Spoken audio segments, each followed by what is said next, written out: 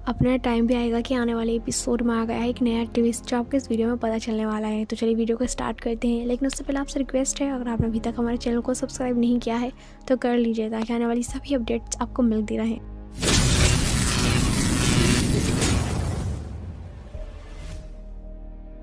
Starting में हम देखते हैं कि यहाँ पर राजेश्वरी कहने लगती है कि वीर रानी ने कभी हमें हमारे परिवार को अपना नहीं समझा।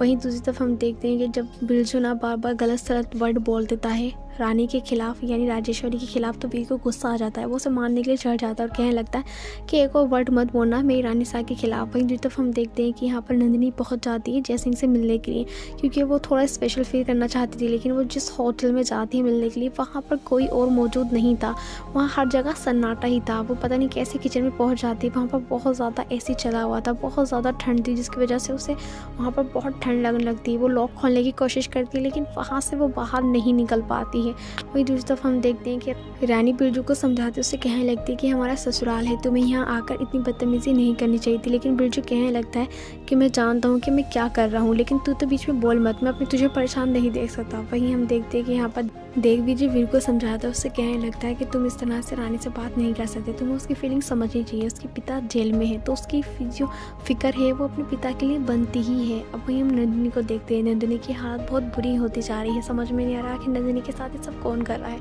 फिर हमें चेहरा दिखाया जाता है कि वो कोई और नहीं बल्कि जयसिंह होता है जो नंदिनी के साथ ये सब कर रहा है। वहीं हम देखते हैं कि अचानक घर पे ना एक लॉयर आ जाता है जिससे रानी ने अपने बाबूजी की रिहा के लिए अपॉइंटमेंट ली है। लेकिन राजेश्वरी कहने लगती कि आइए वेलकम है आपका और कैसे आपका आना हुआ है। लेकिन सबसे पहले रानी पूछने लगती है कि वकील बाबू आप सब कुछ ठीक तो है ना, बाबा का केस कैसा चल रहा है, सब कुछ कोई प्रॉब्लम तो नहीं है ना। लेकिन वो ना रानी के पास जाकर ना राजेश्वरी के पास जाता है, उनसे कहने लगता है कि हमें माफ़ कर दीजिए, हमने आपका हुक्म नहीं माना। राजेश्वरी कहने लगती है कि आपको पता भी है कि हमारा हुक्म टालने का आपको क्या सज़ा मिल सकती है। लेकिन तभी वहाँ पर ना विक्रम आता है। विक्रम आकर कहने लगता है कि माँ ऐसा आपको पता है कि इनको किसने बुलाया, इनको मैंने बुलाया है। आप ही मुझसे कहती है ना कि पार्टी वगैरह सब छोड़कर मुझे काम पर फोकस करना चाहिए, तो मैंने सोचा है कि अब मैं काम पर फोकस करूँगा। मैं इनका असिस्टेंट बन गया हूँ क्योंकि मैं ना रानी भाभी सा का यानी रामू काका का केस लड़ना चाहता हूँ। मैं खुद उसको स्टडी करूँगा और खुद यहाँ पर उनका असिस्टेंट बनकर उनकी हेल्प करूँगा। उसके बाद हम देखते हैं कि रानी बहुत खुश हो जाती है। लेकिन राजेश्वरी कहने लगती है कि तुम्हें क्या लगता है कि ये सब पॉसिबल हो पाएगा, तुम्हारा वो रामू वो जेल से रिहा हो पाएगा? तो तुम्हारी ये गलत फहमी है क्योंकि ऐसा कुछ नहीं होगा। तुम्हारा जन्मदिन है ना 12 मार्च को, तो मैं तुम्हें एक ऐसा तोहफा दूंगी तुम्हें जिस ज़िंदगी भर तुम उस तोहफे को भूल नहीं पाओगी। तो रानी सोच में पड़ जाती है कि आखिर वो चाह क्या रही थी, वो उनसे कहना क्या चाह रही थी। वहीं दूसरी तरफ हम देखते हैं कि वो फ्रूट्स वगैरह लेकर ना रानी वीर के पास जाती है, उनसे कहने लगती है कि आपने कल से कुछ नहीं खाया, प्लीज़ थोड़ा तो कुछ खा लीजिए।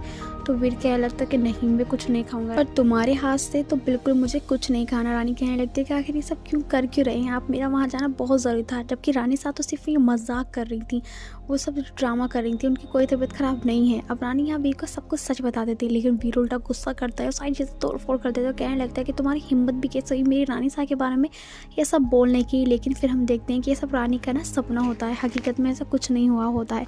तो रानी डर जाती है और वीर से कुछ नहीं कहती। वहीं दूसरी तरफ हम देखिए नंदिनी की हालत बहुत ख़राब होती जाती है। वो फ़ोन करती है तो उसके हाथ से नंबर भी टाइप नहीं होता है। वहीं हम देखते हैं कि यहाँ पर चंपा कहने लगती है कि आखिर तुम ऐसा क्यों कर रहे हो, अगर वो ज़्यादा देर और अंदर रही तो वो मर जाएगी।